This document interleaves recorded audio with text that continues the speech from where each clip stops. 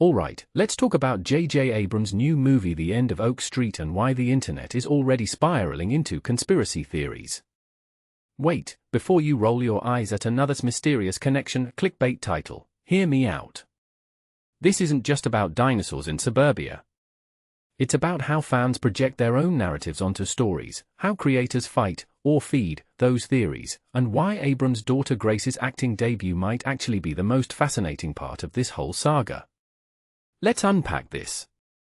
So, first, the Cloverfield rumors. If you've been online this week, you've seen the threads. People are connecting every random detail in Oak Street to Abrams' 2008 monster movie universe. But here's the kicker, Abrams straight up said there's no connection. Just because Mary Elizabeth Winstead is in the cast doesn't mean this is a secret sequel. Personally, I think this highlights a bigger issue. Fans are so hungry for interconnected universes that they'll force-fit connections where none exist. It's like the cinematic version of seeing Jesus in a toast. And honestly, I get it. In the post-Marvel era, we're trained to dissect every frame for hidden clues. But when the creator says nope, maybe it's time to chill. Or maybe not, because the speculation is free marketing, right? Now, the dinosaur angle. Jurassic Park has been dominating the prehistoric chaos genre for 30 years, so why try to compete? Abrams argues that putting dinosaurs in a modern suburban neighborhood isn't just a gimmick, it's a narrative juxtaposition. Imagine your neighbor's minivan getting chased by a T-Rex while you're mid-PTA meeting. What makes this really interesting is how it weaponizes mundane spaces. This isn't about or inspiring creatures, it's about the absurdity of normalcy colliding with chaos. From my perspective, this feels like a metaphor for modern life, like, here's your mortgage payment, and also, there's a velociraptor in the backyard. It's horror and humor in the same breath. But let's pivot to the real story here, Gracie Abrams.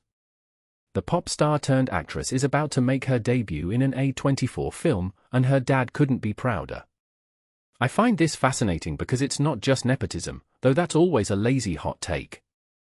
Gracie's built her own career in music, and now she's choosing to step into acting on her own terms.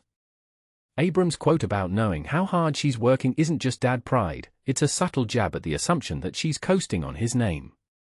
As someone who's watched Gracie's rise in music, I'm curious how her raw, confessional style translates to screen. Could this be the start of a creative dynasty? Or is that reading way too much into it? Let's be honest, it's both. What this all boils down to is a question of legacy. Abrams is navigating a career where he's both a blockbuster architect and a protective parent.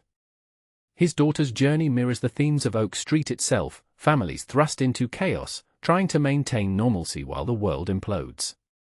And isn't that the real sci-fi horror? Not dinosaurs, but the terror of raising kids in an industry that eats people alive. So while the internet chases fake Cloverfield clues, the real story is about how stories get passed down, through bloodlines, through genres, through the endless cycle of hype. Final thought, why do we care so much about these connections anyway? Maybe it's because in a world of algorithm-driven content, we're desperate for meaning, even if we have to invent it. Either way, I'll be watching Oak Street this weekend. Not for Easter eggs, but to see if a dinosaur can make a believable suburban antagonist. And maybe, just maybe, pretending Gracie Abrams' character is a secret cameo for her future music video. Hey, it's no Cloverfield theory, but it's something.